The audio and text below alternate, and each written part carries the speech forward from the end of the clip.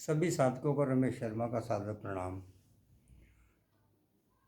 प्रिय साधकों, एक अमेरिकन फिलोसफर ने कहा कि the matter that matters the most is not that what I think about myself, neither it is that what do you think about me. The matter that matters most is what I think, what you are thinking. अब ये बहुत ही अजीब सी बात है, लेकिन ये कटु सत्य यही है कि आम व्यक्ति का जीवन जो है वो सिर्फ इन्हीं बातों के इर्द गिर्द घूमता है। अगर मैं अपने बारे में कोई राय रखता हूँ, उस राय की मेरे अपने प्रति जो भी भावना रही हो, लेकिन उस राय की संसार के लिए कोई कीमत नहीं। अगर मैं ये कहूँ कि मैं विद्वान हूँ, तो इसका फैसला तो संसार करेगा ना, मेरे आसपास का परिवेश करेगा, समाज में रहने वाले लोग करेंगे। और अगर लोग मुझे मूर्ख कहें तब भी इस बात से कोई फ़र्क नहीं पड़ता, क्योंकि अगर लोग मुझे मूर्ख कह रहे हैं तो क्या वो सही हैं? अगर मैं इस बात पर ज़्यादा ध्यान नहीं देता तो इस बात का कोई मतलब ही नहीं है। किंतु सबसे ज़्यादा महत्व जो है वो किस बात का है कि मैं क्या सोचता हूँ कि आप मेरे बारे में क्या सोच रहे हैं। यहाँ पर बात आकर प्रमुख हो जाती है कि हम उन विचारों में उलझे रहते हैं जो पता नहीं हैं भी या नहीं।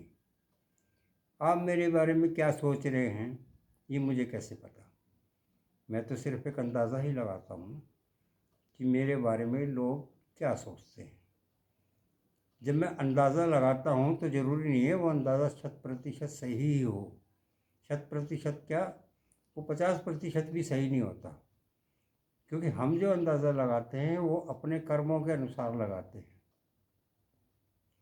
हमारे अंदर का भय, हमारे अंदर के पाप कर्म हमें जो है एक ऐसी स्थिति में लाकर खड़ा कर देते हैं कि हम सभी के प्रति शंकित रहते हैं। अगर दो आदमी मेरे सामने कोई बात फुसफुसा कर कह रहे हैं और मेरी ओर देख रहे हैं, तो मैं इसका सीधा सा मतलब यही लगाता हूँ कि वो मेरे बारे में ही बात कर रहे हैं।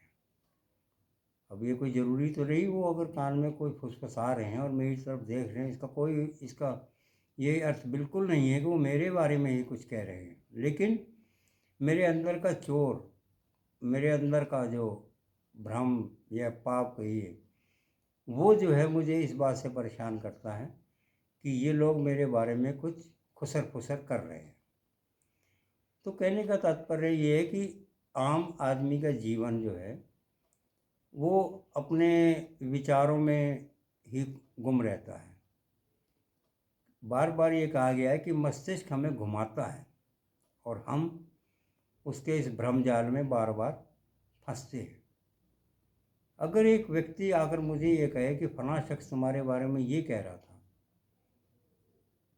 तो मैं बिना ये जाने कि वो उस आदमी ने ये बात कही भी या नहीं कही, उस बात को सत्य मान लेता हूँ कि हाँ, क्योंकि अगर मैं उस व्यक्ति के बारे में शंकित हूँ कि वो मेरी आलोचना करता है या मेरी बुराई करता है, तो मुझे फ़ौरन इस बात पर विश्वास हो जाएगा कि अवश्य ही उसने ये बात कही होगी। हालांकि सत्यता से इसका कोई वास्ता ही नहीं है। उसने कही या नहीं कही वो तो भगवान जानता है या वो आदमी जानता है जो मुझे कह रहा है।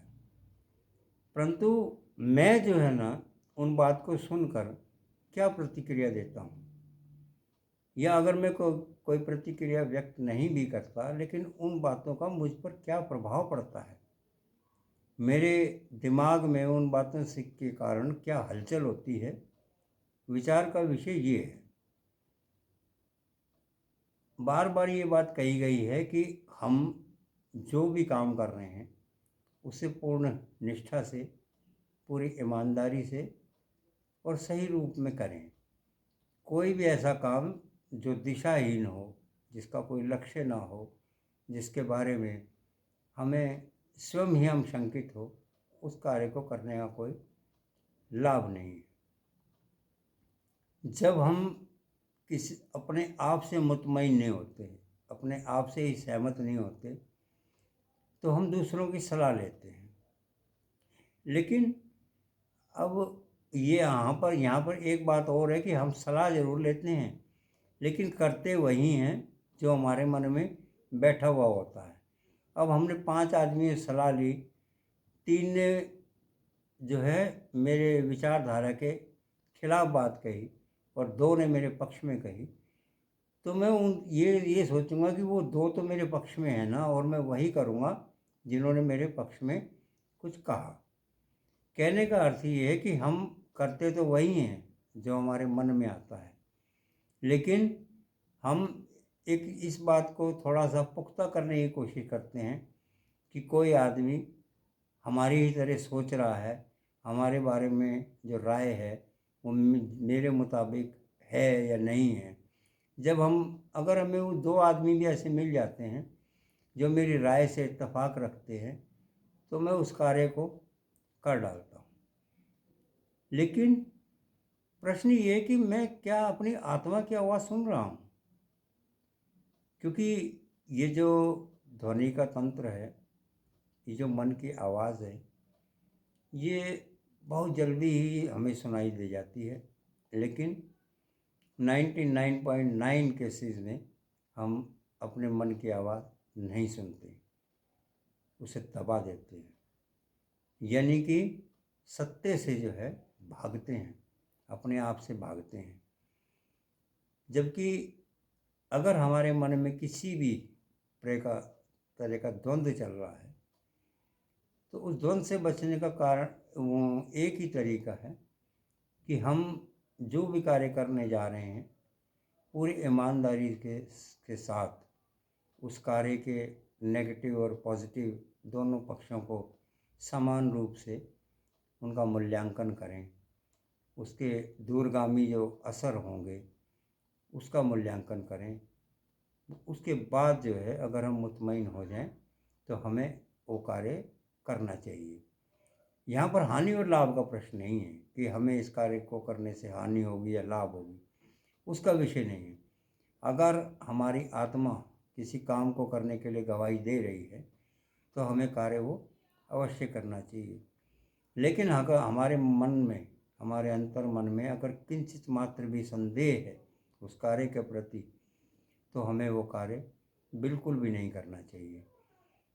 क्योंकि कहा गया है कि मन जो है हमें भटकाने का पूरा प्रयत्न करता है।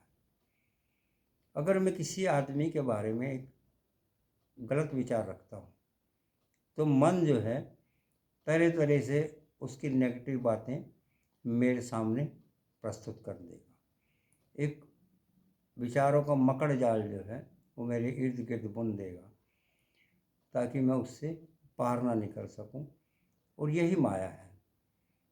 किंतु अगर मैं आत्ममंथन करता हूँ, अपना निरीक्षण करता हूँ, और मैं ये देखता हूँ कि किसी ने मेरे साथ कोई बुरा नहीं किया, तो कोई आदमी मेरे साथ बुरा कैसे हो सकता है?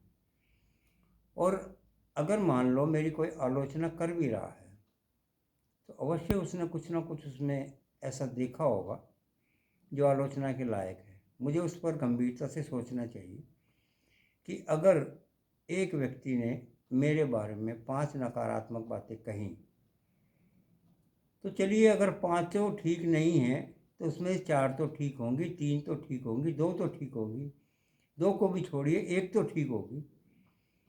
अगर मैं उस एक बात को भी ठीक करने का प्रयत्न करूं, तो रास्ता अपने आप ही सुगम होता चला जाएगा। क्योंकि जब हम अपने अंदर सुधार का एक बार सूत्रपात कर देते हैं, एक शुरुआत कर देते हैं, तो फिर उसके बाद हमें चीज़ों को समझने में ज़्यादा मुश्किल नहीं होती। क्योंकि हम उस रास्ते पर चल पड़े हैं और एक मन बना लिया है कि हमें किसी की बात सुननी है। अगर कोई हमारी आलोचना कर रहा है तो हमें उस पर ध्यान देना है। आज के लिए इतना ही। आप सबको मेरा सादर प्रणाम। हरि ओम तत्सत। आप सबका दिवस शुभ हो।